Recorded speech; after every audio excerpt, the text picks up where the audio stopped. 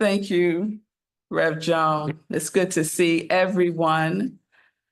Let me just take you all in for a second. It's good to see you, Joe. Oh my goodness, it's good to see you. It's good to see you, Star. Thank you for joining us today. And anyone else that's here with us for the first time, welcome to UUCR and welcome to Rockland Centers for Spiritual Living. So I'm revmelissa. I'm the spiritual leader at Rockland CSL, and it's always good to be here at UU. So at Rockland CSL, we are exploring our annual theme. And the theme is Rooted in Oneness, Living as Principle.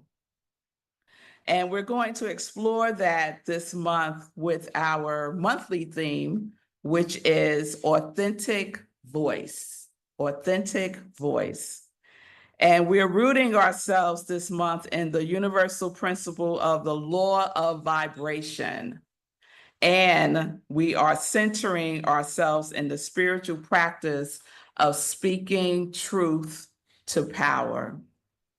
So I want to just remind all of us that the origins of the word authentic comes from a word that means one who does things oneself and original. So we are an original vibration on this planet, each one of us. Robin singing is an original vibration on the planet. And Robin's vibration is definitely in tune with love. Yes? Yes. Yes. So let's thank Robin for blessing us with her gift today.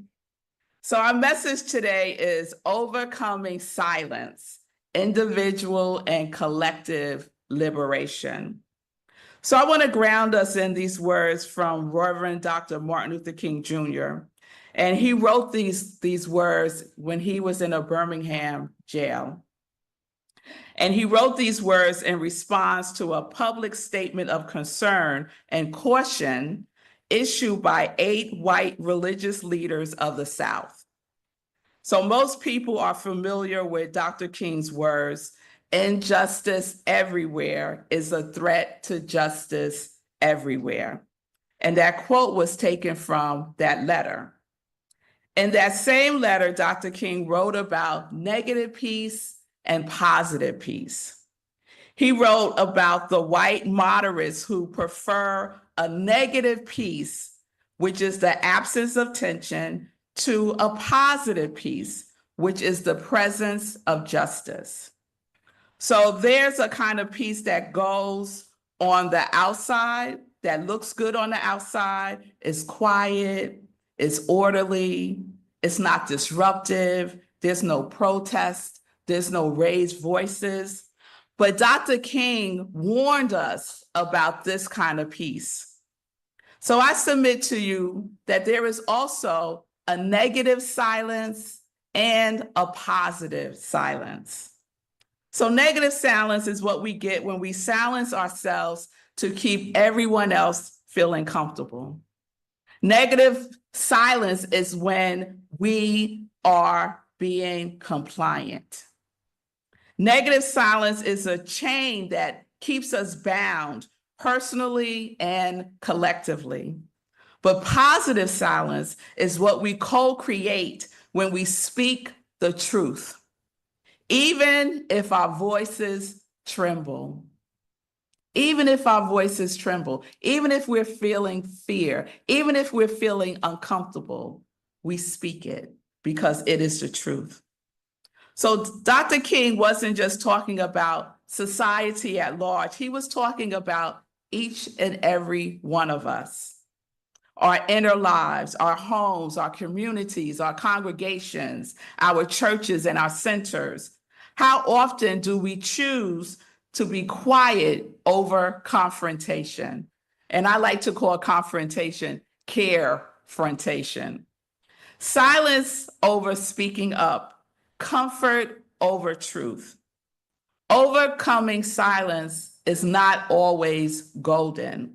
It's not always easy, Poet and civil rights activist Audre Lorde said in her essay, The Transformation of Silence into Language and Action, she said this, "Your silence will not protect you."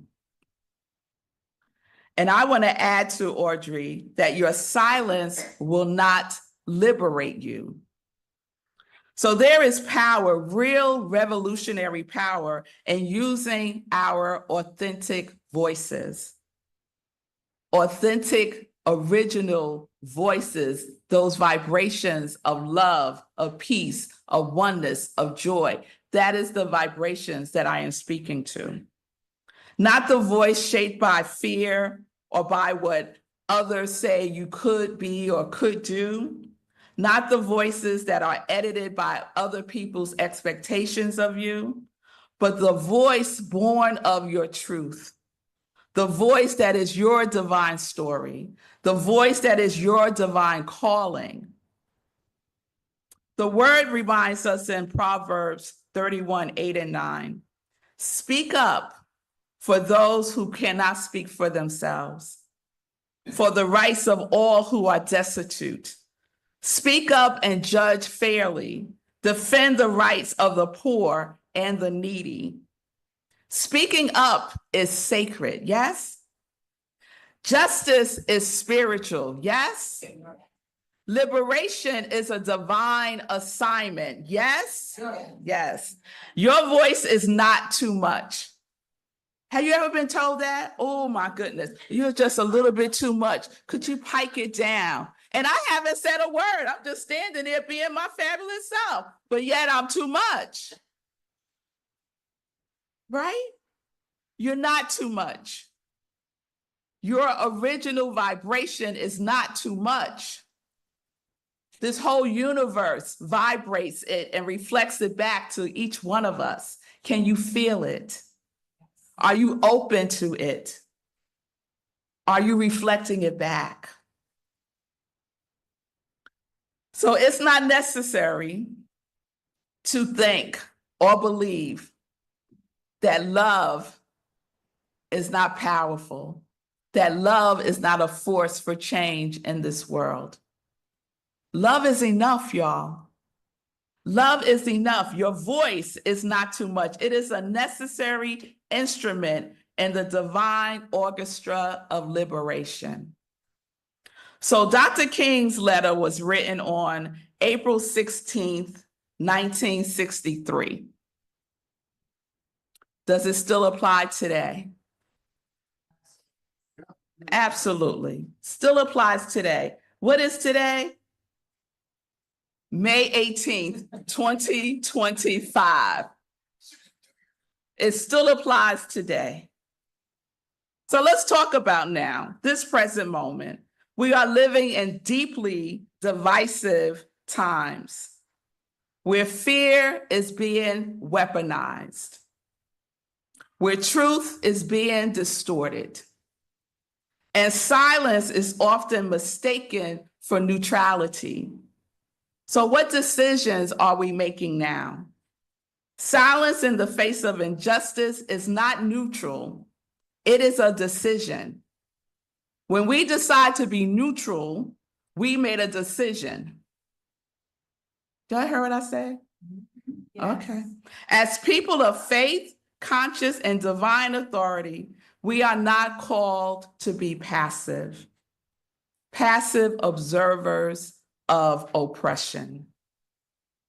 We are called to stand up, to speak out, and to be the moral voice in a culture that often forgets its soul. And I know it could feel risky, uncomfortable, and that's okay. That's okay. Our collective liberation depends on our willingness to tell the truth, even when it's unpopular, even when it disrupts dinner tables, pews, or political parties. This is the time to break the silence, the negative silence, not in anger, but in alignment, not in fear, but in faith. So speaking out isn't limited to marching in the streets, to protesting. It can happen in everyday moments. Every day we can choose courage over comfort. So I want to share 5 practical, everyday ways we can speak out and break silence. Beyond protesting, protesting is wonderful. And yet, not everyone's job is to protest, right? So what can we do in our everyday lives where we are grounded in spiritual alignment and authentic expression? I'm going to give you 5. We could speak up in conversations, just our natural conversations with the people who are in our lives. We can challenge harmful language or ideas at the family dinner table. Thanksgiving might be a good time for that. Workplace meetings or casual chats with friends. Whether it's a racist joke, a sexist comment, or uninformed political opinion, you can gently but firmly say, that doesn't sound right to me. Can we talk about why? Just to open up the conversation, not to blame, not to have anyone defend themselves, but could we just talk about that? 2, use social media consciously.